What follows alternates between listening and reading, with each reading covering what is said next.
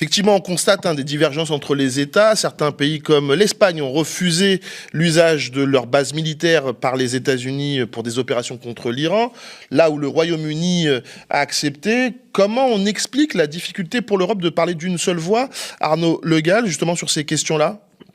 Bonsoir, merci pour votre invitation. Ça fait très très longtemps que l'Union européenne n'est pas en capacité d'avoir une politique étrangère intégrée, cohérente.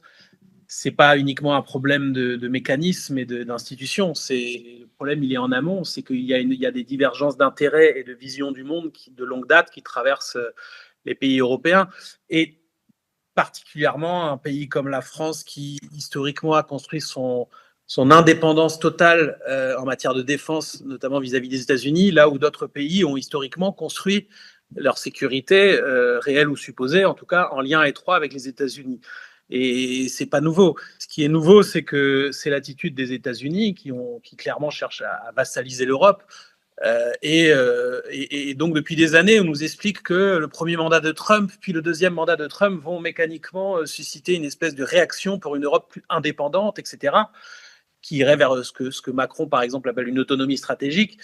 Mais malheureusement, ce qu'on constate, c'est que notamment depuis le deuxième mandat de Trump, plus Trump cogne sur l'Europe, plus l'Europe lui obéit finalement. On l'a vu dans le cadre des accords commerciaux, dans le cadre de l'intervention contre le Venezuela, qui était un prélude à ce qui se passe en Iran. Là, on note en effet un relatif consensus des Européens pour parler de désescalade, mais sans jamais condamner la guerre. Au contraire, on a plutôt l'impression qu'ils approuvent la guerre, mais qui ne veulent pas être impliqués dedans, mais qui tout cela n'est pas clair. Et je renvoie par exemple le communiqué commun de la France, de l'Allemagne et de l'Angleterre hier, qui parlait de détruire à la source les capacités de l'Iran à tirer les missiles et les drones. Détruire à la source, c'est un euphémisme pour expliquer qu'on serait prêt à faire des frappes sur le territoire iranien. En tout cas, moi, je le comprends comme ça et tout le monde l'a compris comme ça. L'OTAN exclut de participer à l'action contre l'Iran, mais félicite Trump. En effet, l'Espagne, elle, refuse.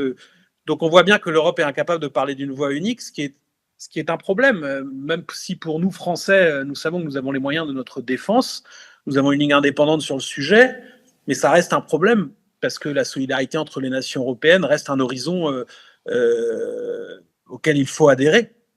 Voilà, donc là, on va voir, les prochains jours nous le diront.